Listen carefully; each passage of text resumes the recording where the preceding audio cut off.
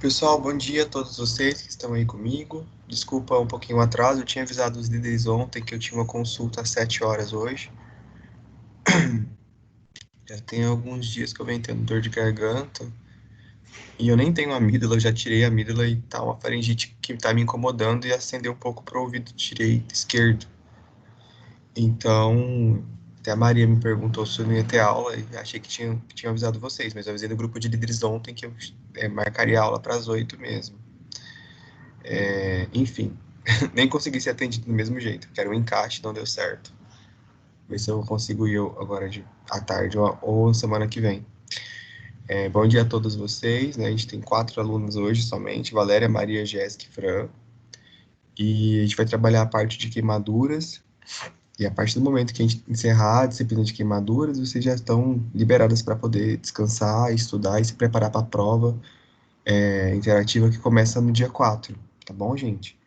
Uma boa observação sobre isso é que as provas elas iniciam realmente no dia 4, elas finalizam o prazo para ser feitas até o dia 10, então você pode se organizar no seu horário para você conseguir fazer a prova que você achar no melhor horário, tá?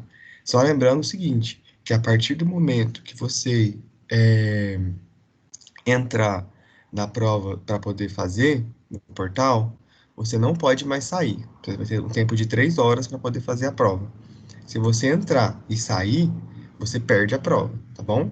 Então, a partir do momento que você entrou, logou e clicou em fazer a avaliação, você faz a avaliação direto. Você tem até 3 horas para poder fazer aquela avaliação, mas não pode sair, tá? Não pode fechar o navegador, não pode sair. No caso, se cair a internet, porque ela pode ser feita pelo celular também. Aí você tem até 3 horas para poder voltar, né? Tipo, comecei a prova era, sei lá, 8 horas da manhã e meu celular caiu a internet.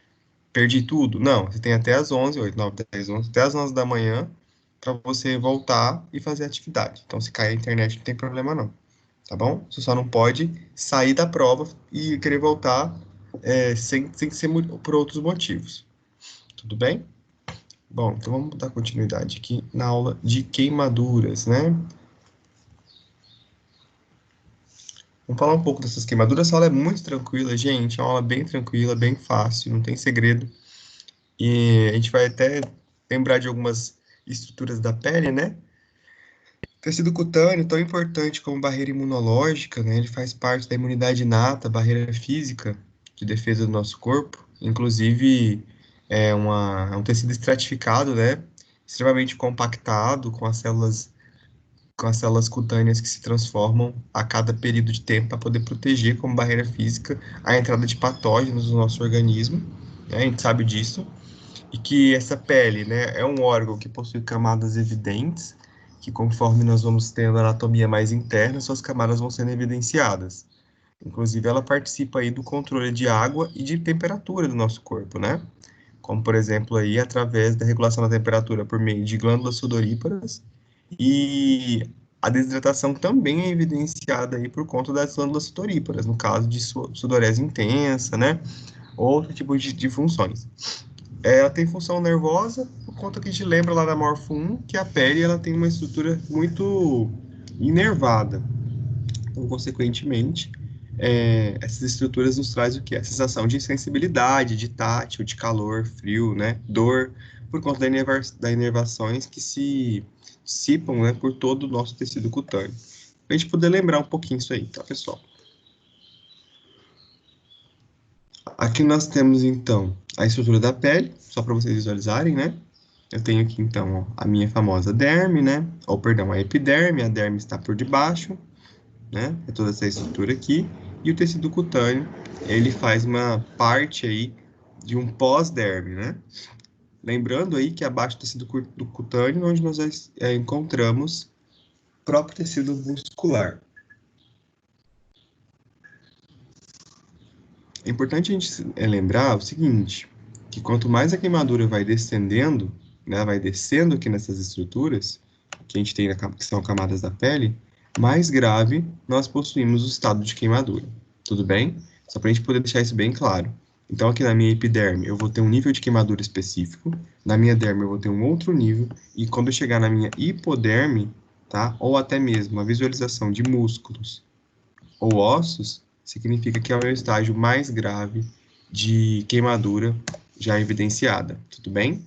Então, a gente tem que se atentar a qual tratamento que nós iremos evidenciar mediante a essas queimaduras que são ocorridas diariamente, tá? Então, olha só, o que é queimadura? Qual é o conceito disso de acordo com o livro? Tudo bem? Então, a queimadura são ações diretas ou indiretas de alta temperatura. Tá? Essa alta temperatura, ela pode ser inclusive ocasionada por baixa temperatura também, né? Não é somente alta. A gente pode levar em consideração que a baixa temperatura extrema, por exemplo, o frio, né? Ele também ocasiona temperatura, ou ocasiona também queimadura. Então, gente, não é somente alta, tá? Pode colocar aí uma baixa temperatura também extrema, né? Um gelo pode queimar sua pele, tudo bem? Outros agentes que podem ocasionar queimadura são inúmeros, né? Os agentes químicos são produtos químicos, né? Agentes térmicos como calor, elétrico, metal, fogo, alguns ácidos, né? Fornos, deixa eu colocar aqui a Ana Rubia. Nós temos também aí, meu Deus, agora tá todo mundo entrando. Isso. Nós temos também radiações, né? Principalmente radiações que ocasionam aí bastante queimadura em quem trabalha com esses mecanismos, raios solares, principalmente em Rondonópolis, não? Frio e plantas, né? As plantas são as famosas plantas urticárias, que podem ocasionar também queimaduras. Independente de como é ocasionada a queimadura, a gente tem que saber que a lesão vai ser classificada sempre de acordo com a camada da pele, né? Não interessa se foi uma planta, se foi um frio, se foi raio solar, isso aí é como isso foi acontecido, né? Como isso foi gerado, isso é o agente. Mas agora, eu tenho que saber que ela vai ser sempre classificada a partir da profundidade da pele que foi acometida. Então, ó, as queimaduras elas lesionam muito mais do que a superfície da pele. Ou seja, é muito difícil a gente ter uma queimadura que somente vai pegar tecido aqui, ó, epidérmico, né? E o tecido dérmico. É muito mais comum as queimaduras, ainda mais queimaduras ocasionadas por esses agentes aqui, né? Como, por exemplo, um agente radioativo ou por conta de um raio solar muito forte, essas queimaduras ultrapassarem a epiderme e a derme, né? E atingirem aí justamente as partes de anexos mais internos, como o músculo, nervo, né, e vasos sanguíneos e até mesmo os ossos. O duro disso aqui, gente, é a recuperação, né? A gente tem que lembrar que a queimadura ela é uma ferida, né? E a gente já sabe trabalhar com ferida desde a época de fundamentos técnicos. Então, essa ferida, ela tem que ser tratada com uma forma muito pacienciosa, né? Extremamente delicada, porque ela vai estar muito infectada por conta de tanto tecido morto que ela vai ter, essa ferida. Mas, a princípio, vocês já sabem fazer isso, né? No cuidado intra-hospitalar, o tratamento do queimado é a ferida. Então, é debridar, retirar a pele morta. Se tiver, né, fibrina, escolher a cobertura específica para o desbridamento químico, não é isso? Agora, o nosso foco aqui na disciplina de urgência e emergência é o que fazer com o paciente queimado na rua, né? Como que vai funcionar a parte pré-hospitalar desse tipo de conduta, tudo bem? Porque, assim, o ferimento em si, ele é uma ferida e nós já estudamos feridas em fundamentos técnicos e as condutas e avaliações de ferida. Então, é importante até a gente poder lembrar que, gente, vou dar umas pausas de vez em quando, porque minha garganta tá um pouco dolorida, tá bom? Não sei se vocês perceberam, minha voz tá até mais grossa por conta disso. Só um instante.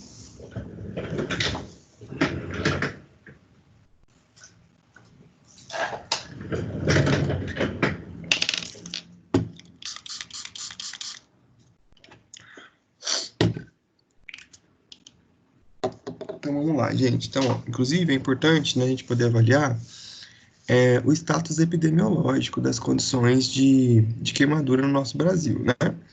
Hoje, por exemplo, nós possuímos, atualmente, 2/3 dos acidentes com queimaduras acontecendo com crianças, e isso é muito comum. O problema, né, desses 1 milhão de acidentes que acontecem em queimaduras, e somente não, né, 2/3 acontece com criança, o problema é que a criança está mais suscetível ao quê? A maiores danos, não é isso? São danos, inclusive, né, que pode ser a níveis neurológicos, cardíacos, porque o corpo da criança é muito menor, né, e aí, dependendo do tipo de acidente que isso acontecer, pode retomar uma constituição corpórea, uma extensão corpórea muito grande, né? É igual ao capotamento. O capotamento não, perdão, o atropelamento, né? O atropelamento de um adulto, ele acontece mais com membros inferiores, né? Os traumas. Mas um atropelamento de criança, como também o corpo é menor, o peso é menor e também a estrutura é menor, pode acontecer o quê? Um politrauma muito evidente, né? Não somente de pernas, mas de cintura pélvica, tórax, né? Por conta da estrutura da criança ser menor. O duro da queimadura, pessoal, comentando assim por cima sobre isso, né? Como ela faz um ataque em toda a estrutura cutânea, que tem muito nervo, né? Um dos principais acometimentos é a dor. É interessante salientar que a queimadura, quanto mais profunda ela vai sendo, menos dor ela ocasiona. Por quê? Né? Dói o processo, a dor é ocasionada pelo processo de queima. Mas quando aquele processo de queima inibe, né, ou elimina os nervos ou as terminações nervosas do local, nós possuímos o quê? A ineficiência do local nervoso. Então a gente perde a sensibilidade, tá? Isso é muito comum, por exemplo, em pacientes que vão possuir queimaduras, do de quarto grau, né, com amostragem de músculo e tecido ósseo, onde já atingiu os nervos e os nervos foram queimados. Tudo bem? O problema também da queimadura, né, são os lados emotivos, né, psicoemotivos, que isso vai estar retratando na vida da pessoa quando a gente tem uma descaracterização facial, né, quando a gente tem uma descaracterização de tecido cutâneo, inclusive a queimadura, ela é um critério muito utilizado em filmes, né, filmes de terror. Pessoas que são queimadas são apresentadas de uma forma repugnante e medonha, o que assusta, né? A gente tem, por exemplo, Fred Krueger, nós possuímos outros personagens mais malvados, né? Que são personagens do mal, vilões, que têm aí cicatrizes de queimadura, né? Tem a série Dark, que tem também um vilão, que ele é todo queimado. Isso traz, né, pessoal, uma receptividade ruim. E o problema é que para as pessoas que já sofreram acidentes de queimadura com a profundidade da pele muito grande e que tiveram cicatrização por tecido de preenchimento conjuntivo, como essa pessoa do lado, né, essa moça do antes e depois, nós observamos que o preenchimento do tecido conjuntivo, como é um tecido alternativo, né, ele não traz as mesmas características anteriormente de traços, de expressões faciais, né, sem falar que também, quanto mais profunda a queimadura, mais a chance de acometer folículos pilosos, então os pelos não vão crescer. Então essa moça, ela é uma moça de Goiânia que sofreu uma queimadura grave, ela foi incinerada, né? Ela sofreu um incineramento parcial dentro de um carro, o carro capotou, ela ficou presa e pegou fogo, né? Como consequência, ela teve aí essa descaracterização facial extremamente, né, nítida, com queimadura parcial de pálpebras, de nariz, e infelizmente ela ficou nessa situação, tá? Só para a gente poder observar que o paciente que a gente for atender intra-hospitalar com queimadura, ele é um paciente extremamente sensibilizado em vários fatores, tá, da vida dele a partir daquele momento. Ainda mais quando a extensão for muito facial.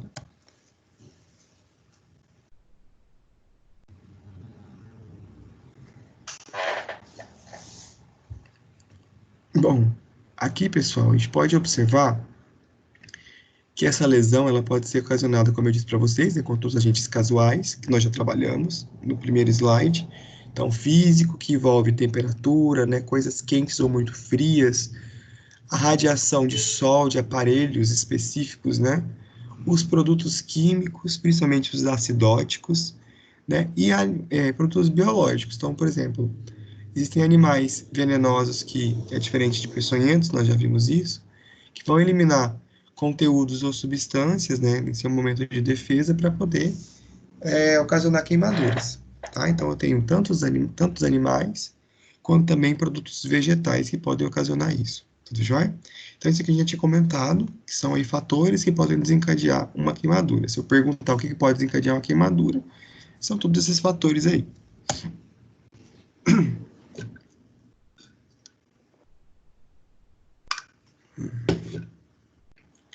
Aqui nós possuímos, então, outra classificação, né? Então a gente classificou como agente causador, né? Que pode ser químico, físico, radioativo, né? biológico, e agora a gente vai classificar essa ferida como profundidade, extensão, localização e a gravidade que ela traz com o risco. Então, conforme a profundidade, não tem segredo, é conforme foi o acometimento do agente casual na pele. Então, quanto mais profundo o agente casual, que a gente acabou de ver, né, que pode ser físico, radioativo, quimio-biológico, alcançar, maior vai ser o grau de classificação dessa ferida. Então, feridas, por exemplo, ocasionadas, né, por agentes que ocasionam a lesão de primeiro grau, são feridas que não vão sangrar, né? Eles vão atingir somente a parte da epiderme, a parte mais externa, né? Geralmente é só um vermelhidão, um rubor que isso acontece, uma hiperemia. É bastante dolorosa porque nós conseguimos aí evidenciar bastante terminações nervosas que passam pela epiderme, né? Então não teve o acometimento não teve o acometimento da estrutura nervosa no sentido de ter destruído o nervo, né? Então só vai trazer o quê? Muita sensibilidade. Então, a queimadura de primeiro grau, ela não vai sangrar, ela é mais rosada, né? Tem muita dor, pode ser uma queimadura de sol, pode ser ali que você deu uma encostada na frigideira quente, e, consequentemente, nem tem bolha, tá? É somente a hiperemia. A hiperemia é a maior característica, né, dessa queimadura de primeiro grau. Aqui a gente pode observar, tá?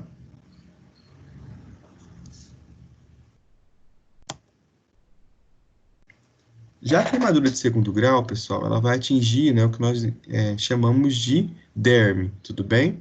Então, imagine que a dor é um pouco maior, porque nós já conseguimos alcançar, né, a queimadura, o agente, ele consegue alcançar uma extensão maior de nervos, tá bom?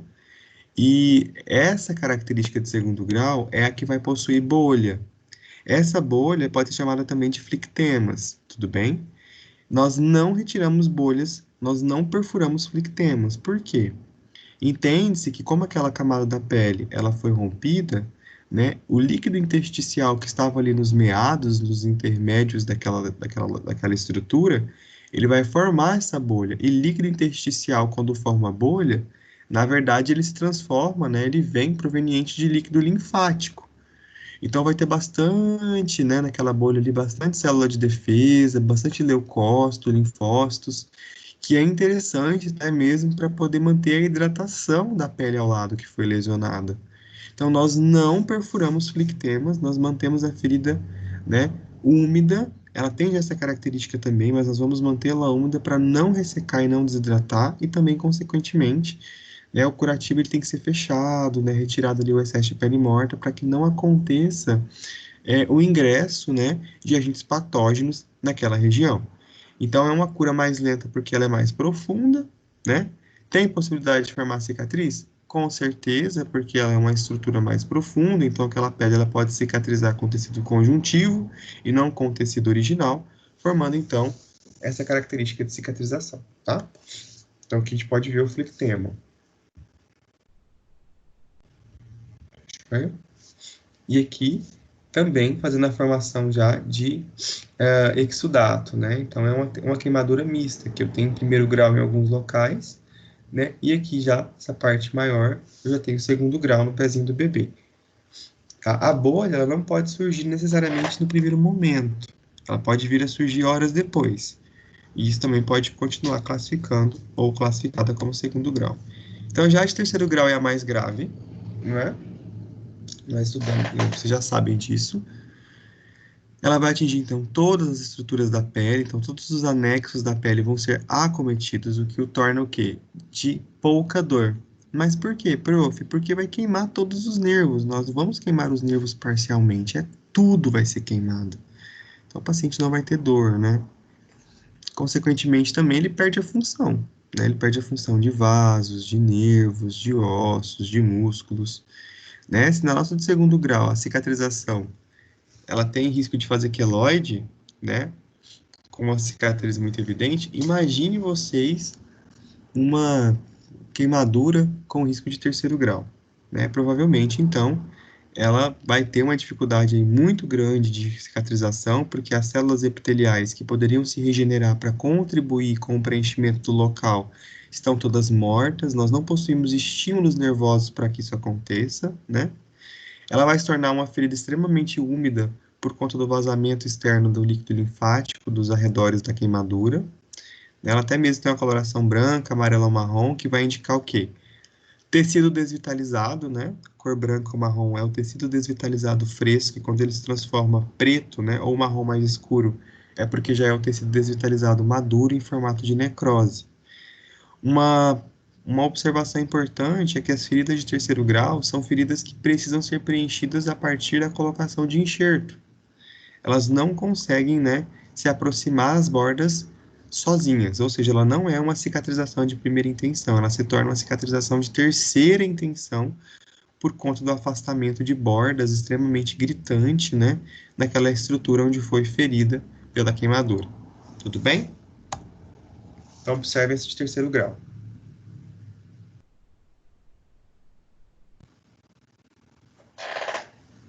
Pesado, né? Bem pesado. Aqui nessa primeira imagem nós temos uma classificação mista, né? Entre primeiro, segundo e terceiro grau, mas na verdade entre segundo e terceiro grau, que vai em poucos minutos aí se transformar de característica branca igual à segunda imagem, que classifica ela como terceiro grau. Olha só esse de terceiro grau, gente. Olha isso, pessoal. Tá, o paciente torrou, né? Isso aqui, como a gente tem um rompimento de barreira de defesa, que controla a temperatura e a água no corpo, que é a pele, o paciente com a queimadura dessa, ele tem muito risco de morrer por conta de choque hipovolêmico e seguir de uma parada cardiorrespiratória. A hipovolemia vem por conta da hemorragia, né, que esse paciente vai ter, e hemorragia externa, e também, a princípio, por conta também de que teve rompimento de pele, então o paciente vai perder calor, ele pode fazer, inclusive, uma hipotermia específica, tá bem?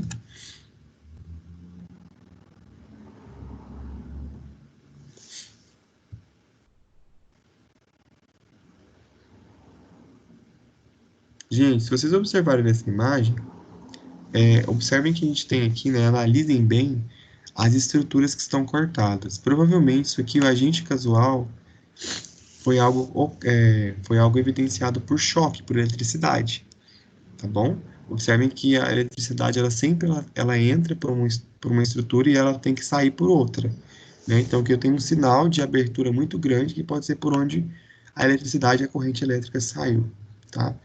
Não sei qual foi a causa, mas eu sei que ela é uma classificação de terceiro grau e o risco de morte é iminente, tudo bem? Então, como eu disse para vocês, o problema, né, da queimadura é porque vai perder muito líquido. A pessoa ela vai ter um aumento da permeabilidade do capilar, e aí quando o capilar ele se aumenta de tamanho, né, o líquido vai entrar dentro dele, só que ele vai sair, porque não tem pele para manter o líquido circulante.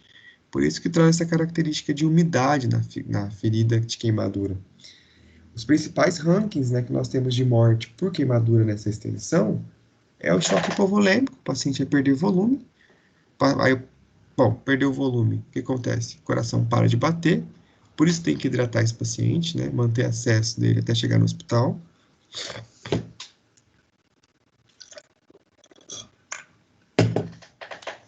E o segundo maior risco, pessoal, é a perda de eletrólitos. Então, se eu perco o líquido, eu perco eletrólitos. Principalmente sódio de potássio, né? Principalmente sódio de potássio, que estão envolvidos no quê? Na contração muscular, né? Então, a gente perde aí contração muscular de músculo estriado esquelético, a gente perde contração muscular cardíaca, porque nós não vamos ter eletrólitos que ficam circulando nesse volume, que vai estar perdido por conta de que eu abri a barreira da minha pele. Inclusive, nós possuímos aqui o cálculo de extensão de queimadura, né? Que é a porcentagem da área que foi queimada nessa pele. Nós chamamos isso aí também, gente, de regra dos 9, tá? Então, só observem que comigo nas imagens que cada estrutura corporal ela foi dividida, né? Numa imaginação, é uma linha imaginária, que conforme a gente tem aí a distribuição numérica, né? No tronco, membros superiores e inferiores. Né? A gente conseguiu observar aqui, ó, por exemplo, a região de perna, né, de membros inferiores, ela tem uma numeração 9, a região de tronco posterior e anterior, cada lado 18, a região de membros superiores 4, né, 4,5, e cabeça 4,5. Observem nessa outra imagem que a extensão das crianças também corre mais risco, né? As crianças da região da cabeça, né, ela vai ter uma porcentagem aí de 18%, né? E membros inferiores uma porcentagem de 13,5%. As demais partes do corpo são a distribuição mesmo que o adulto. Ou seja, a gente pode observar que os membros inferiores no adulto, a gente tem 9, e na criança o dobro, 18% de extensão de queimadura, porque são membros muito curtos. E já na região da cabeça, enquanto no adulto ele vale 4,5%, na criança ela vale 18%. E lembrando que criança é uma estrutura, né, anatômica extremamente fácil de perder calor, né? Ela perde calor na facilidade muito grande. Então a gente consegue observar o quê?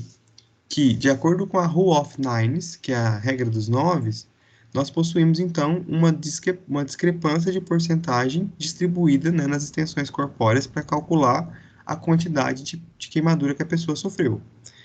Quando a gente escuta reportagens falando assim, fulano sofreu 30% de queimadura corporal, né? Então é mais ou menos isso. Como é que calculou isso? Como é que é 30%? É calculado através da regra de 9, né? Então é só a gente somar as estruturas. Então essa regra de 9 ela vai estar implantada ali no sistema do prontuário do paciente. Alguns médicos já decoraram a porcentagem de acordo com a sua distribuição, né? E calculam. Então, por exemplo, o paciente queimou os 2 braços, ele queimou 9% dos braços, né? O paciente queimou braço, tórax, né? Queimou abdômen, então ele queimou aí quase 40% de extensão, tudo bem? E aí a gente tem que levar também em consideração, né, a superfície queimada da criança, na infância, que isso, o dobro de risco é maior, porque a criança tem uma estrutura menor, né, e também os seus órgãos, as suas constituições orgânicas, né, possuem maior quantidade de água. Então, se ele possui maior quantidade de água e se queima muito, uma extensão muito grande, ele perde também muita água, né? Então, o risco de hipovolemia para a criança é extremamente alto, tá? Então, olha só, é a regra dos 9, né? Para cálculo da superfície queimada em adultos e crianças a partir dos 10 anos de idade. Então, olha só, cabeça e pescoço, a porcentagem é 9%, né? Cada membro superior é multiplicado por 2, porque nós temos 2 membros, tudo bem? Ó, cada quadrante do tronco, nós temos quantos quadrantes no tronco? 1, 2, aqui, ó, vocês podem observar. 1, 2, 3, 4, né? Dividir o tronco em 4 partes, tá bom? O tronco posterior e o tronco anterior. Então, a gente vai calcular, né? Cada tronco, cada pedacinho desse tem 9%, tá? Então, a gente vai observar onde foi a área e calcular com 9. Cada coxa também vale 9, então são 2 coxas, né? Por isso que é 18. Genital e períneo é 1%, o total tem que dar 100. Quando a pessoa tem 100% de queimadura, é aquela estrutura que nós vimos aqui. Isso aqui é 100% da extensão queimada, né? Quanto maior o risco, pessoal, de queimadura, de acordo com a regra dos 9, quanto maior a queimadura, né, de acordo com o cálculo da regra dos 9, maior o risco de vida iminente. Tudo certo? Bom, além disso, nós possuímos a localização da ferida da queimadura, né, que ela vai variar entre área crítica e semicrítica. Então, onde são as áreas mais críticas de queimaduras? Na face, porque nós possuímos aí o cérebro, né, e uma dimensão de estruturas sensoriais como a boca, o ouvido, o nariz e os olhos, onde a gente vai ter as sensações. Lembrando, né, que na área crítica ali da face, mais um pouquinho para baixo, nós possuímos ali as estruturas de trato respiratório, então é muito grave se eu tiver uma queimadura também de tronco superior, né? Genitais, por conta também da proximidade que nós possuímos ali da cintura pélvica, né, dos genitais, é uma área de localização crítica. Então, um genital queimado, dependendo ali da extensão, né, pode atingir um vaso importante da cintura pélvica, pode vir aí a prejudicar também, né, movimentos pélvicos, né, e inclusive de locomoção. Áreas semicríticas são as demais áreas, mas eu quero deixar aqui claro para vocês que o tórax, né, e o abdômen também é uma área crítica, porque ele vai armazenar os órgãos de padrão ouro do nosso funcionamento corpóreo.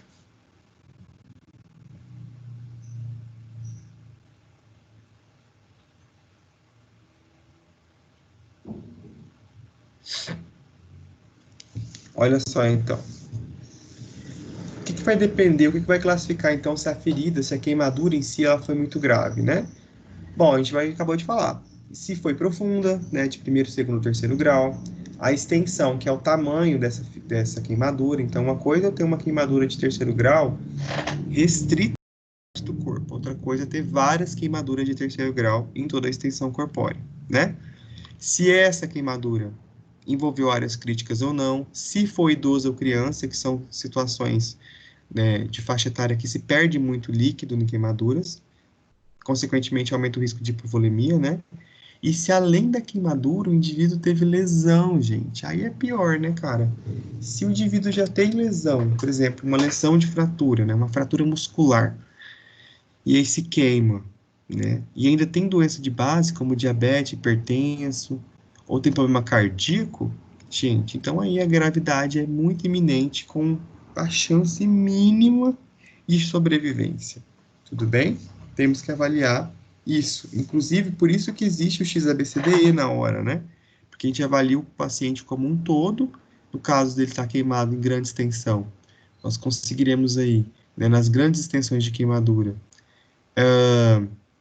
um acesso venoso imediato, nós precisamos conseguir isso. Se caso não tem possibilidade alguma de conseguir acesso, o médico ou o enfermeiro capacitado ele pode fazer o posicionamento de um acesso intraósseo, né? Não tem nenhum problema, inclusive até indicado, para poder manter esse paciente com volume, correr soro rápido ou Ringer lactato, né? Por isso que a hemorragia ela se tornou o X da questão do ABCDE, né? Porque tudo pode virar hemorragia, e hemorragia ela ocasiona choque hipovolêmico. E tudo pode vir à tona numa parada por conta de um choque, tá? Então é estabilizar. Se esse paciente tiver uma ferida, né, ou algum trauma exposto, imobilizar, né? E manter esse paciente com a sua vitalidade, que agora, neste momento, depende totalmente da sua hidratação para não perder o volume. Tudo bem? Depois que esse paciente chegar no cuidados secundários, que a gente vai avaliar, né, exames, vamos avaliar estado da vítima em relação a doenças pregressas, enfim, o momento, a prioridade é manter ele vivo. Tudo bem? Caso você consiga observar, né, um paciente sendo queimado ali ao vivo, no momento, estava ali no momento, né, você vai afastar a vítima do agente causador. Agora, se ela estiver pegando fogo, se ela estiver em chamas, né, você vai envolver a vítima com um cobertor e pedir para ela se enrolar no chão. Isso aí é clássico de resgate, tá? É sempre assim. Nunca pular em piscina, porque na piscina pode dar um choque térmico e aí o tecido queimado pode se grudar, ele vai grudar no tecido de algodão da roupa e aí vai soltar a pele quando a gente for tirar. Então, o paciente, melhor coisa, pega um edredom e abafa aquele calor ali, porque tira as moléculas de oxigênio e, consequentemente, o fogo ele tende a acabar. Tudo bem? Pessoal, só um instantinho que tenho uma ligação aqui para atender. Peraí.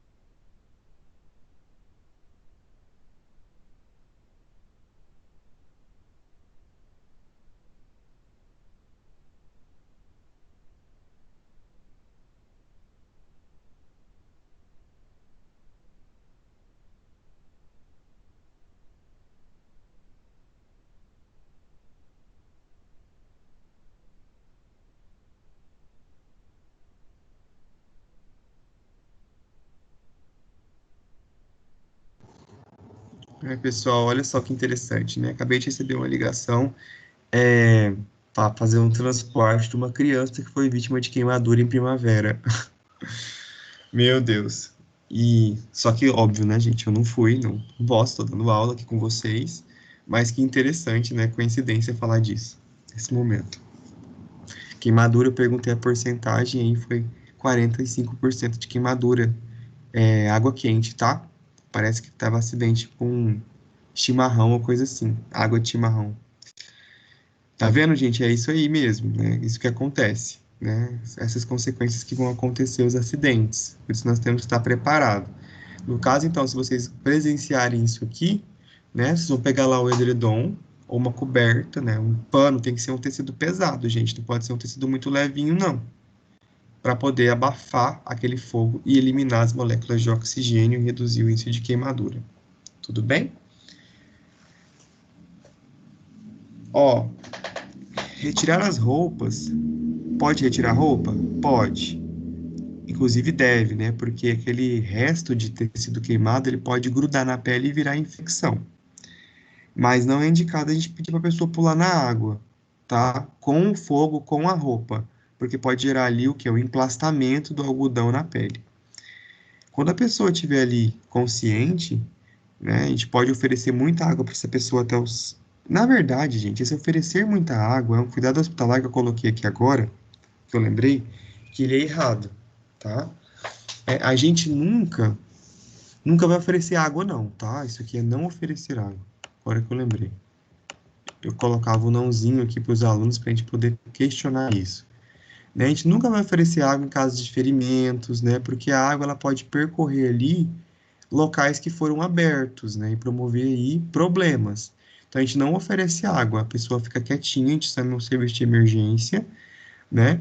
No caso, quando o serviço de emergência chegar, ele vai lavar, né, a área afetada com soro fisiológico e dependendo da queimadura que você tiver na sua casa, aí você pode lavar com água e sabão, água corrente, né?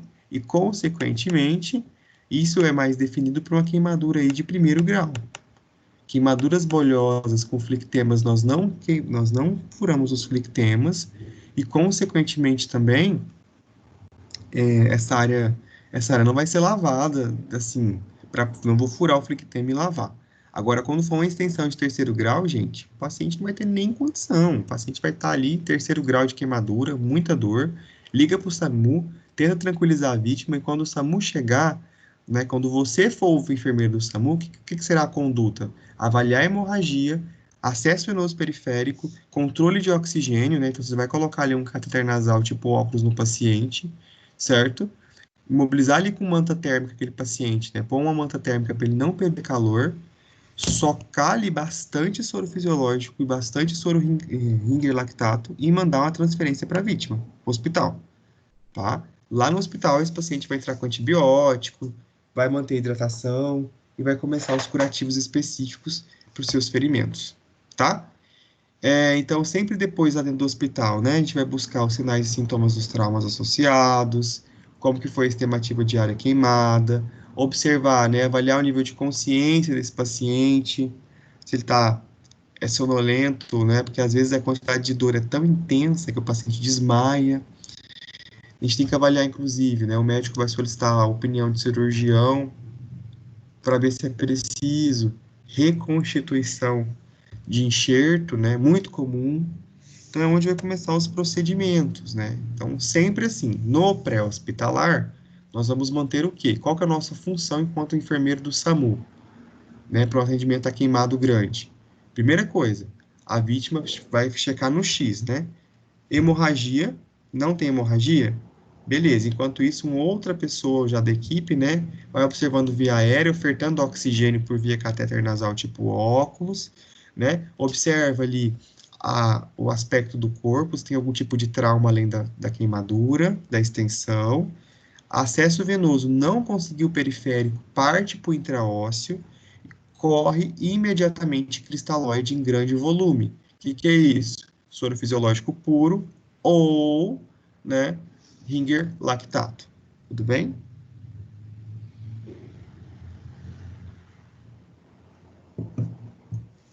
Os curativos, pessoal, vão ser prescritos aí pelo nosso enfermeiro do hospital, juntamente com a junta médica. Mas o enfermeiro no hospital de queimados, ele possui uma dinâmica, uma autonomia muito boa, viu? Vocês podem ficar tranquilos. Inclusive, existem enfermeiros que são classificados, né? Eles fazem uma pós-graduação chamada estomaterapia, que vão cuidar também de colonostomias, né? Jejunostomias, os estomas especificamente, mas também com uma grande ênfase em ferida por queimadura. Então, os hospitais que são de grandes queimados, né? Referências no Brasil, eles contratam, né? Enfermeiros estomaterapeutas por conta dessa autonomia que o profissional tem para evoluir a ferida e melhorar o andamento da cicatrização, tá? O paciente, quando ele é exposto a queimadura de muita extensão, dependendo de como que foi isso, nós temos que lembrar, por exemplo, aí do acidente da Boate Kiss, por exemplo, né? As pessoas morreram carbonizadas, mas tem que lembrar que todo fogo aí gera como produto, né? Produto tóxico a fumaça. Então, é muito comum a pessoa, né, precisar de ventilação mecânica invasiva por conta do acometimento pulmonar. Não necessariamente nesse caso por conta de uma queimadura no tronco pulmonar, né? Também não. Mas por conta também de respirar produtos tóxicos, que são resíduos graduais desse tipo de queima, né, de combustão. Então, é muito importante a gente avaliar o aspecto respiratório, porque avaliar como, né, gente? Como é que eu avalio respiração? Vocês já aprenderam, né? Já falou de XABCD tantas vezes. Vou avaliar a respiração através do quê? Coloração da pele, cianose de extremidades, esforço respiratório, né? Tudo isso é avaliação de respiração. Oximetria de pulso, né? Saturação de oxigênio. Então, isso eu avalio respiração e circulação. Se isso tudo são parâmetros que estão, né, desconfigurados, aí eu tenho que associar com o caso. E neste caso é por conta de uma respiração de agente tóxico da fumaça, né? Então não adianta eu ofertar ali um cateterzinho nasal, eu preciso partir para a intubação, é algo mais invasivo, né, para evitar uma parada cardiorrespiratória. Tudo bem? Então, só para a gente poder lembrar aí que esse paciente, né, que foi queimado, ele vai ser submetido a procedimentos cirúrgicos, de enxertos, né, desbridamentos constantes. No caso, né, fisioterapias, no caso de pacientes que perdem a função por conta de uma profundidade muito intensa do ferimento por causa da queimadura, né, e curativos especiais de todos os jeitos, porque a gente sabe que as feridas ocasionadas por queimaduras são feridas extremamente o quê? Contaminadas, né? São feridas infectadas. Então, nós teremos muita utilização de curativo tecnológico nesses recintos, né? Com a base de alginato de cálcio, curativos dermatológicos de empresas, né? Que fornecem, empresas mais famosas, né? Mais tecnológicas. Que você faz o curativo hoje, só troca daqui 7 dias, porque ele vai absorver o exudato. Então, tem todos os curativos especiais, além do curativo que vocês aprenderam, né, o tradicional na técnica séptica, né, com luva estéreo, material estéreo, e na técnica de trouxinhas com material, né, ou substância asséptica específica, como a clorexidina degermante, né, solução aquosa, para poder remover a sujidade e os desbridamentos com os produtos específicos, né? Os desbridamentos podem ser com colagenase, pode ser utilizada papaina, álcool gel, álcool gel não, é o álcool gel, oh meu Deus, falei errado.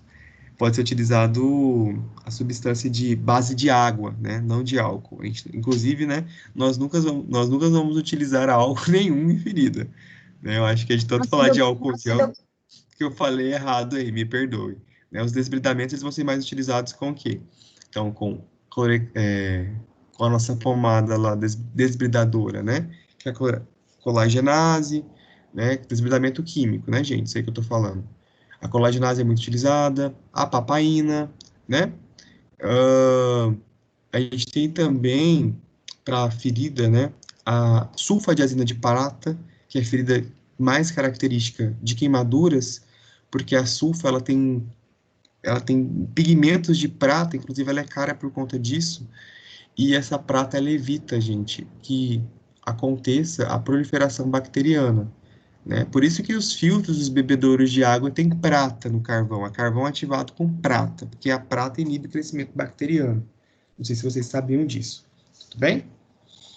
Então, ó, paciente que está em atendimento de grande queimadura, ele é um paciente com cuidado extremamente intenso, né? A princípio, eles, dependendo da quantidade da extensão dessa queimadura, ele fica na UTI, né? São hospitais que são especializados para isso, dependendo da extensão, com leitos específicos para isso, para esse banho, né? E a equipe também tem que ser especializada, preparada para poder dar esse atendimento, tá, ao paciente grande queimado. Em Goiânia, nós temos uma referência, tá? Olha esse curativo aí que a gente faz passando a cobertura de sulfa, né, a 1%. Depois disso aí, mais ou menos de 10 horas ou 8 horas, a gente tem que trocar esse curativo e fazer novamente. Essa sulfa vai proteger essa ferida de segundo grau aí, tá nítido que é de segundo grau, né, pelas bolhas, os flictemas que já foram rompidos pela própria pele, né, e depois disso a gente pode observar, né, a enfermeira que está fazendo curativo técnico, enfim, um profissional paramentado com luva estéreo na técnica correta, para que não se leve maior contaminação para esse indivíduo. Tudo bem? Então, fiquem bastante atentos, né, sempre a respeitar os princípios assépticos dos nossos procedimentos, que devem ser assépticos. Não adianta você querer inventar o que não pode ser inventado.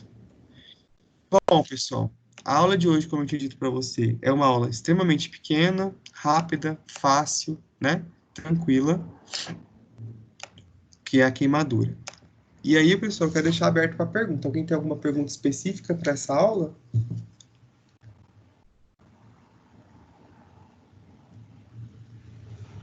Não tem? Bom dia, professor. Olha, eu de novo.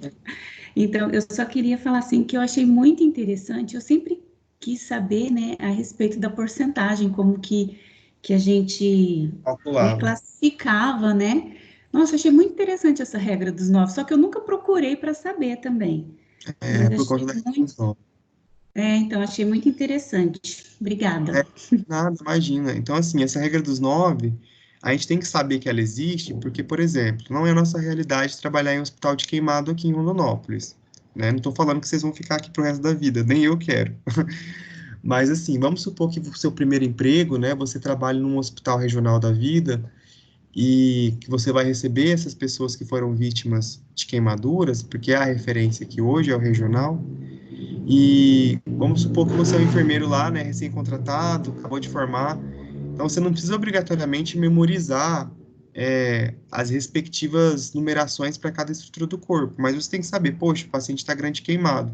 Vamos ali puxar no Google, vai no celular e já puxa a regra dos 9 para você calcular, né? Então, assim, saber que existe é o mais importante, né? Depois, como a gente vai fazer a aplicabilidade disso, né? A gente vai aplicando conforme o nosso desenvolvimento, nosso crescimento ou maturidade profissional. Isso aí vai acontecendo, né? Quando você perceber, você já calculou isso na sua cabeça, né? Você bate o olho e sabe a representação percentual de cada estrutura. Mas com o tempo, gente, isso é com o tempo. O importante é saber o que a Luciana trouxe mesmo. É saber que existe, né? O interessante é saber, poxa, eu posso fazer isso, eu posso buscar isso, né? Para poder melhorar o meu trabalho. Tudo bem? Gente, tem mais alguma dúvida ou alguma colocação para ser feita no momento dessa aula? Não? Então, eu vou só complementar um negocinho com vocês aqui, que a professora Cleciane pediu para me apresentar para vocês. Só um instante.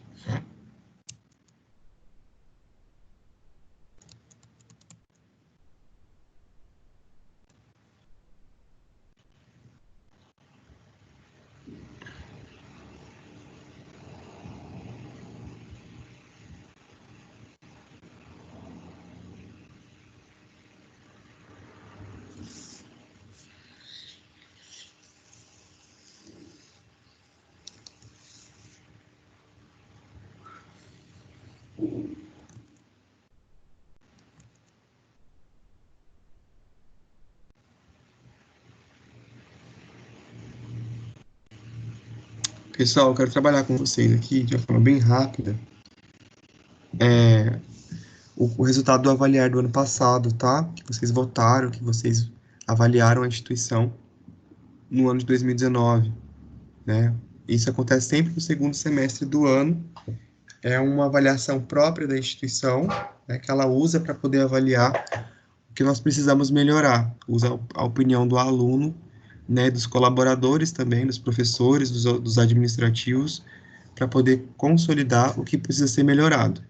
A princípio, o que eu vou apresentar para vocês aqui hoje são as opiniões, tá, votadas por os alunos, pelos alunos no curso de enfermagem. E a primeira coisa que já vem de cara aí, né, é um decréscimo muito pesado em relação ao ano de 2018.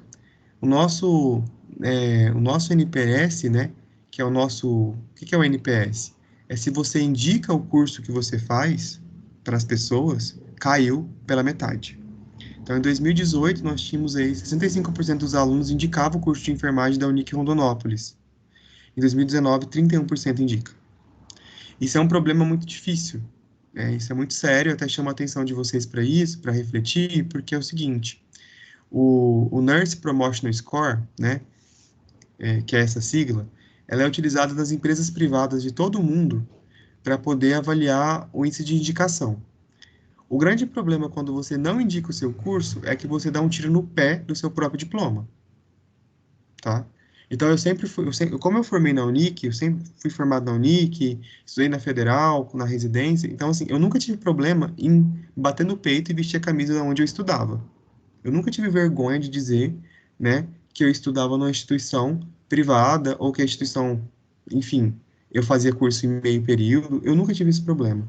A gente tem que tomar cuidado na hora dessas votações, porque isso aqui não repercute na imagem direta, não. Lógico que diretamente repercute na imagem do nosso curso, né? Não da instituição numa forma em si, porque a instituição ela tem outros fatores, mas é do nosso curso de enfermagem da Unic Rondonópolis, que tem 10 anos, tem 13 anos, o curso fez 10 anos em 2017, né? E assim, como que você quer ser contratado na cidade se o seu NPS, que é o que você votou, tá pela metade, né? Tipo, eu fico impressionado, gente. Isso aqui é dar um tiro no pé mesmo, né? Então, em 2018 nós tínhamos um NPS de 65, né? Em 2019, 31. Ah, talvez seja porque está insatisfeito por conta que teve virtualização de disciplinas. Provavelmente deve ser isso.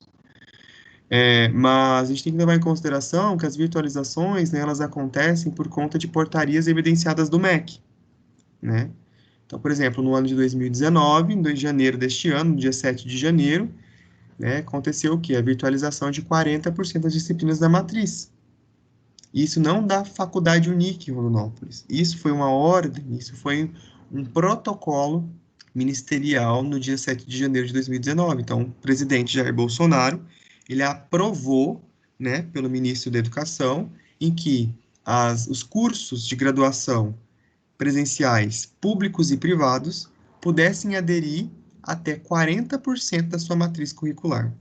Então, antes nós tínhamos somente 20% que o MEC considerava obrigatório.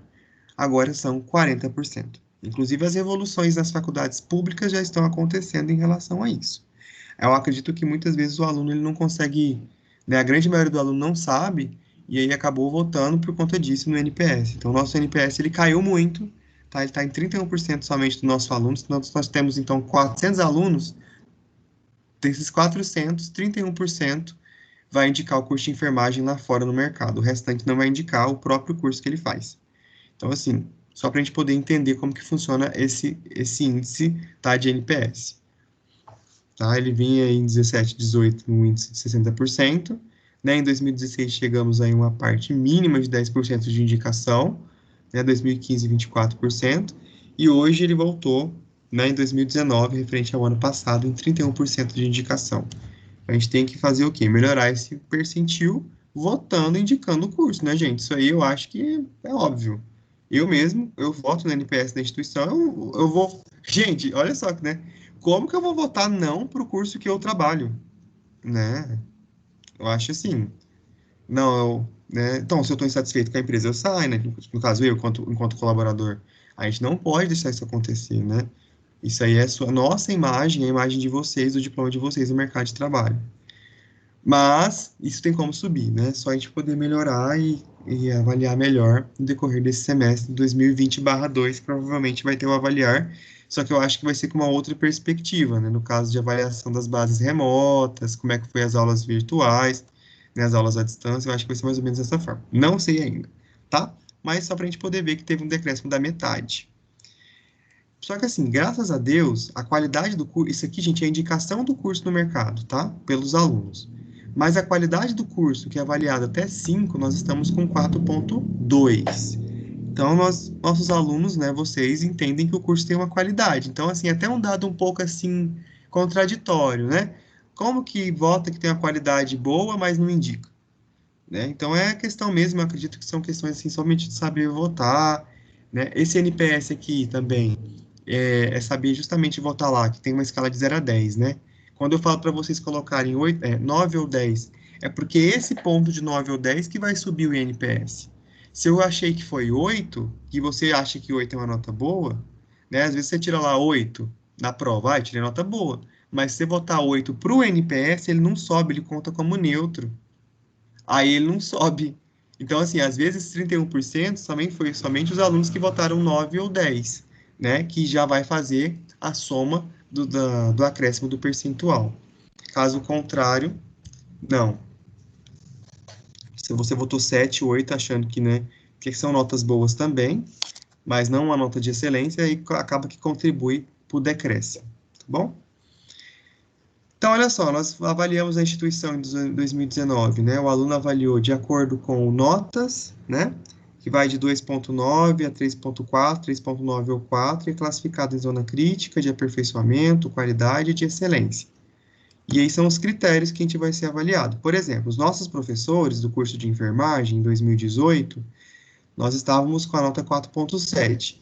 Em 2019, nós fomos para a nota 4,5 e nos mantemos na zona de excelência. Tá? Um decréscimo de 2 pontos aí na escala, que ainda mantemos, né, nos mantém na zona de excelência, de acordo com o aluno 2019. Na formação do concluinte, né, nós mantemos aí o quê?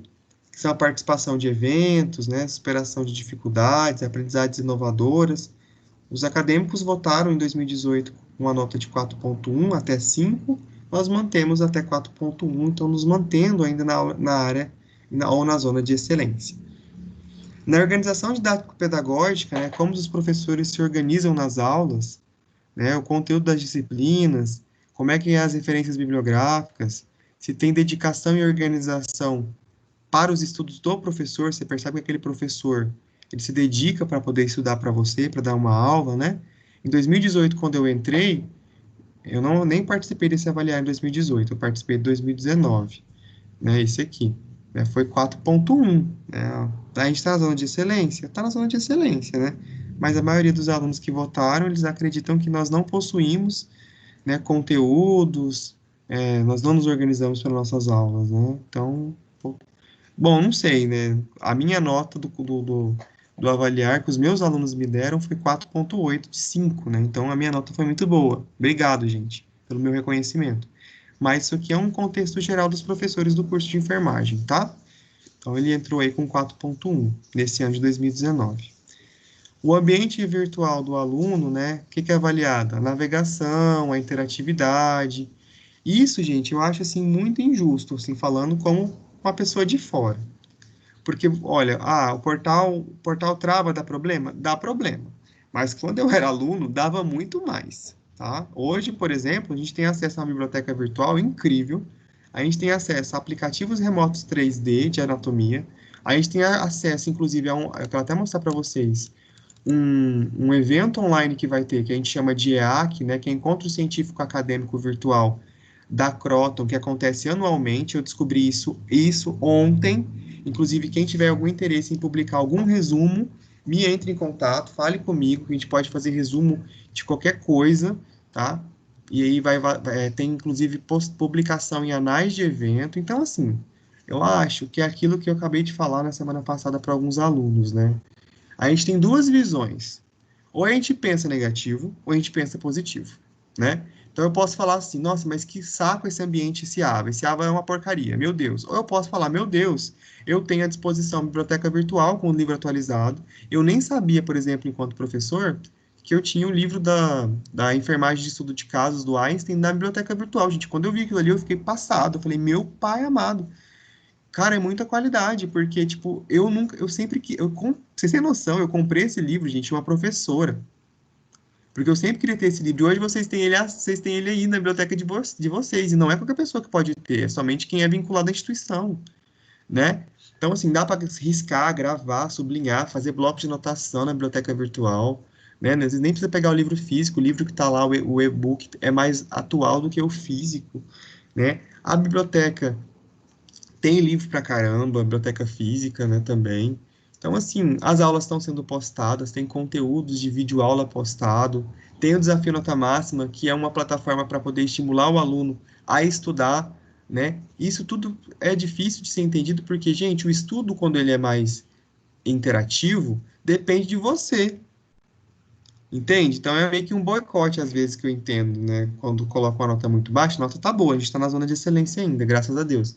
Mas, tipo assim, para mim poder estudar interativamente, só vai depender de mim, né? É mim, é eu e eu. Ninguém vai me amarrar numa carteira. Ou não vai ter um professor que vai me chamar a atenção no meio do vídeo, a não ser que seja ao vivo, como eu aqui, né? Para poder falar, ei, Psyu, presta atenção, né? Mas eu reconheço como ex-aluno, estou falando como ex-aluno e agora como profissional, né? O quanto a Unic foi importante na minha vida, eu já até deixo destacado para vocês a questão da professora Adriane, né? A Luciana até conversou comigo sobre ter citado que os alunos, os enfermeiros que passaram pela UTI da professora Adriane, que ela coordena, são da faculdade da Unic. Então a gente vai valorizar onde a gente está. Se a gente não valoriza quem a gente é, como é que a gente vai conseguir amar o próximo? Se a gente não valoriza onde a gente estuda, como é que a gente vai conseguir valorizar a nossa profissão?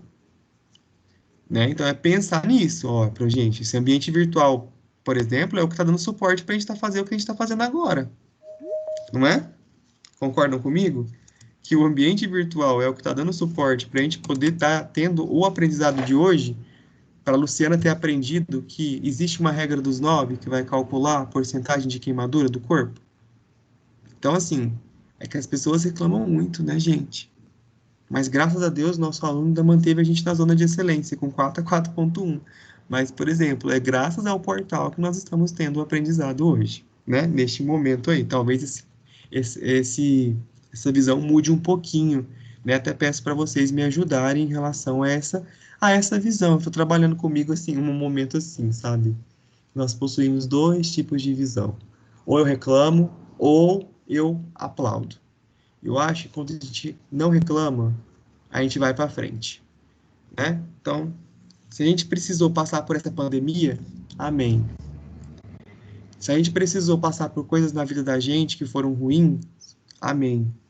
Se graças a Deus eu tenho um portal para poder me dar o suporte, os professores dando aula virtualmente, amém, né? Do que reclamar. Isso eu tô falando, gente, nem como professor, tô falando como amigo mesmo de vocês, que eu tô tentando trabalhar isso na minha vida e essa pandemia tá me fazendo refletir muito sobre isso, tá? É como amigo mesmo, é só um desabafo. Olha a biblioteca física, a gente tá na zona de excelência, tá? Os alunos, eles entendem que a biblioteca ela é muito boa, o ambiente físico, tem livros com bastante referência, né? A atualização do acervo. Isso é verdade, pessoal. Isso aí é verdade mesmo. Tem que ficar na zona de excelência mesmo, porque eu vou falar de novo como ex-aluno, né? Olha, eu tinha muita dificuldade com livro quando eu estudava na Federal para fazer residência. Vocês vão se deparar ainda com ambientes diferentes, vocês vão ver. Eu tinha muita vontade, inclusive a Cleciane topava comigo sempre na biblioteca da faculdade, quando eu era ex-aluno. E eu nem podia frequentar, eu frequentava assim meio escondido, porque a preferência é para quem é aluno, né? Porque lá tinha muito livro novo, bom para a área da enfermagem, né? Já a nossa federal, como dependia de verba pública, demorava demais chegar. E quando chegava, gente, era 5 livros para 37 alunos na graduação, né? Hoje nós temos aí um monte de livro. Ah, mas faltou livro. Cara, mas também não é um livro para cada um, né? Mas assim, a gente tem livro mais, o acervo tem mais livro suficiente do que em acervos públicos. Eu estou falando da nossa realidade aqui, tá bom? Não sei das outras faculdades, tipo uma USP da vida, aí não tem como comparar, né? Ah, você quer comparar a UFR com a USP? Não, não quero. Mas a gente tem que entender que nós temos que valorizar o que é ofertado, né? E essa biblioteca virtual mesmo, ontem, uma aluna, a Vanessa, ela me mandou um print falando assim, professor, eu achei tanto o livro do Einstein que eu vou ler nas férias. Então, tipo, é justamente isso, né? Às vezes é porque também o aluno não sabia, né? A Luciana me disse assim que ela sempre quis aprender a mexer nessas coisas do portal, e que aquele momento da aula do seminário foi muito importante, porque ela conseguiu navegar, ela aprendeu a mexer. Então, às vezes é porque o aluno também não sabia, faltou um professor orientar, né? Faltou viver esse momento de pandemia para a gente poder descobrir outras ferramentas. Então, é isso mesmo, vamos navegar, vamos investigar e descobrir as outras ferramentas que a gente tem. Os laboratórios de informática também estão na zona de excelência, né? Os nossos computadores são muito bons, também eu reconheço. Os recursos de acessibilidade, a sala de aula, mantemos na zona de excelência, né? Está sendo avaliado aí a sala de aula no espaço comum, né? Os computadores, o AVA é avaliado, as videoaulas, a biblioteca física e virtual também é avaliada, e mantém aí dentro da área de excelência em 2019, com a nota 4.1. Sala de aula, tá? Isso aí, agora, né? Isso aí a gente tem que reconhecer mesmo. A gente está aí bem na zona de qualidade, né? Na nota 4 caiu bastante. Por quê? Isso aí não é nem pela limpeza. Eu acho assim. A faculdade é muito bem limpa, né? A faculdade tem bastante estrutura de limpeza. Isso é bem característico. Assim, às vezes, né? Talvez o banheiro da noite é um pouquinho ali, por conta, né? Que tá melhorando a questão de funcionário. Na época que tinha presencialidade, eu lembro. Mas a sala de aula, realmente, pessoal, isso aqui representou vocês, né? Porque a gente sabe da nossa luta com a questão daquelas janelas, né? Com a claridade. Então, isso aí foi bem representado. Tomara, né, que a instituição perceba isso aí, né? Que teve um decréscimo evidente de nota e melhore. O que eu gosto de trabalhar na faculdade, como professor ali, a gente tem muito trabalho. Mas eu tenho muito orgulho de ser professor da Unic, primeiro que eu já fui aluno de lá. E que as coisas resolvem, sabe? Isso eu nunca tive problema com o operacional, né? No laboratório mesmo, quando eu percebi que não tinha tal coisa, eu pedia, demorava ali um semestre para chegar, mas chegava. Hoje mesmo a gente tem até monitor multiparâmetro no nosso laboratório, né? Coisa que faculdade pública não tem, né? Então, assim, tem que mostrar mesmo os erros, a gente tem que saber julgar o que está precisando mesmo mudar, o que não está, para o que precisar mudar ser mudado, né? Então, isso aqui eu concordo mesmo, que a nota caiu mesmo, porque eu mesmo tive que trocar de sala algumas vezes, né? Inclusive, a faculdade está passando por algumas reformas em algumas salas nesse período, para poder melhorar para o nosso aluno. Tudo bem, gente? Para vocês entenderem aí como que repercute, né? O atendimento dos alunos presencial, que é o SAA, né? Ele está aí na zona de qualidade, ele já esteve na zona crítica em 2016, então a gente percebe que está melhorando o atendimento do SAA, que é o tempo de espera, né? Inclusive agora, esse SAA ele nem tem tanto atendimento mais físico, né? Agora a maioria pelo atendimento do portal, com a abertura de chamados. Então, não foi avaliado por aqui. Mas no atendimento físico, ele está na zona de qualidade, né? Entre 3.5 e 3.6. Quem sabe até 2022 aí, por exemplo, essa zona física, esse atendimento físico não sobe para a zona de excelência. Não estamos numa zona ruim, mas também não estamos na excelência no atendimento. Atendimento do portal, né, também está na zona de qualidade. Acho que a solicitação é de documentos, né, prazos de retorno, solução de demanda. Talvez eu acho que não colocou na zona de excelência ainda por conta dos prazos, né? Você solicita um documento hoje, demora uns dias para poder ter uma resposta. Deve ser por isso, eu acredito, que é a demanda do aluno, do cliente. Mas eu acredito também, gente, que com essa pandemia e com o aperfeiçoamento do portal, muita coisa tem mudado no portal, né? Tanto que a empresa, a companhia, investiu muito a grana, né? Muito recurso tecnológico para dar suporte para que isso acontecesse, o que nós estamos vivenciando ao vivo agora. Então, talvez, né, os problemas assim relacionados à solicitação de documentos, prazos, pagamentos, boletos, né, talvez isso melhore e em 2021 a gente possa ver o resultado, né, da votação do ano de 2020. Então, esse avaliar ele pode ser que aconteça ainda. Eu acho que ele vai acontecer sim, viu, gente? Eu acho que não, é difícil não acontecer no ano de 2020/2, agora, né, depois de agosto. E aí, gente, ó, nós temos também o IQI. O que que é esse IQI? Nossa, minha garganta tá péssima, gente. Desculpa, tá? Estou falando um pouco grave. Esse IQI é o índice de qualidade da instituição, tá? Então, olha só. o IQI é como que está a instituição. Ele está em 33 pontos, é o índice de qualidade, perdão, ele está em 33 não, ele está na zona de qualidade, tudo bem? Vamos admitir, né, gente? Nossa faculdade não é uma faculdade ruim, não, tá? Então, eu vou pegar de exemplos aí, vamos lá. Eu formei na Unic, só fiz residência, sou professor hoje, amo ser professor, já trabalhei na assistência, mas prefiro ser professor. A Kátia passou no doutorado, fez mestrado, tá na residência, né? A professora Ludmilla foi nossa aluna, passou no mestrado, passou num concurso fora. O Robson foi nosso aluno, passou na residência, passou num concurso no Rio de Janeiro.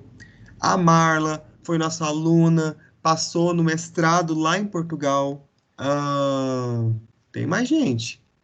A quantidade de alunos que passaram na residência depois, a Aline, né, o Marcos, quem mais?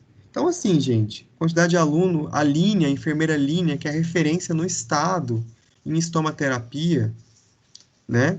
Então, assim, nossa, inclusive, tem até que responder um áudio dela que ela me mandou. Então, são bastante pessoas que se destacam, né? Realmente, a gente tem que reconhecer que a instituição, ela está oferecendo, sim, o ensino, né? Problemas todos nós temos, e que o ensino pelos professores, pelo curso, ele está numa zona de qualidade e excelência, né? Nós estamos executando o trabalho. O atendimento, né? O atendimento do aluno que vai pegar aí chat online, portal, presencial, também está na zona de qualidade, em 3.6. E o nosso IQC, que é a soma de tudo isso que vocês já viram aí anteriormente, né? Que é o índice de qualidade do curso, é como que o curso está, aí tá legal, né? A gente está com o IQC aí, um bom número.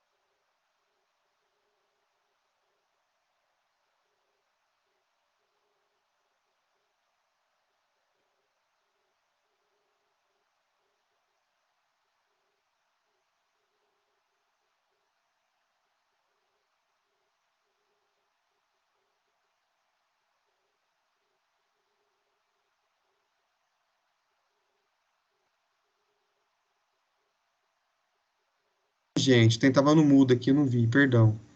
Quero dizer o seguinte, que nós estamos na zona de excelência, né, na questão de qualidade, e eu acredito que o nosso NPS ele baixou muito, porque o aluno, ele votou, na grande maioria, 8, 7, e quando eu voto 8, 7, eu sou neutro, e neutro é que nem voto branco nas eleições, né? Puxa para quem tá mais negativo. Então, só para você ver, os nossos alunos, vocês, a maioria, votou que o curso de enfermagem está com zona de excelência. Está com IQC 4.2, que vai até 5. Só que lá na perguntinha se você indica seu curso de 0 a 10, o aluno, em vez de marcar 9 ou 10, que é indicação, ele marcou 8 ou marcou 7. E 8 e 7 é neutro, conta vai pender para onde? Para menos, né? Então, por exemplo, se a grande minoria marcou lá 5, 4, que não indica o curso, e a grande maioria marcou 7 e 8, que é o neutro, é igual voto em branco na eleição. Então, aquele 7 e 8, ele vira negativo, né? Por isso que o prof fala, gente, você quer indicar o curso? É 9 ou 10, certo? Que é o valor que você tem que votar lá para poder falar que você indica o seu curso. Tudo bem? Deve ser por isso. Eu acho que deve ter acontecido essa confusão. Porque você pode bater no peito, né, gente? Nossa nota de 0 a 5, nós estamos com 4.2. É muito bom. É zona de excelência, é muito bom. E até agradeço a todos que votaram, né? A infraestrutura da faculdade, nós estamos aí com 3.9, zona de qualidade, né? Que vai pegar desde a biblioteca, laboratório de informática, sala de aula, espaço comum da cantina, né? Ambiente virtual. Eu acho que tem muito que melhorar também ali a parte da cantina, né? Talvez um espaço maior, não sei, né? Que vai ser avaliado aí conforme é votado no avaliar. E aí na nuvem de palavras, gente, é o que o aluno mais coloca lá na anotação, né? As palavras maiores é o que o aluno mais pede. Ele pede mais aula prática, professores, né? Atendimento. Que mais? Vamos ver aqui. Atividades presenciais. Que é o nosso perfil mesmo, né? Que a gente percebe. Alguém tem alguma pergunta sobre o avaliar, gente?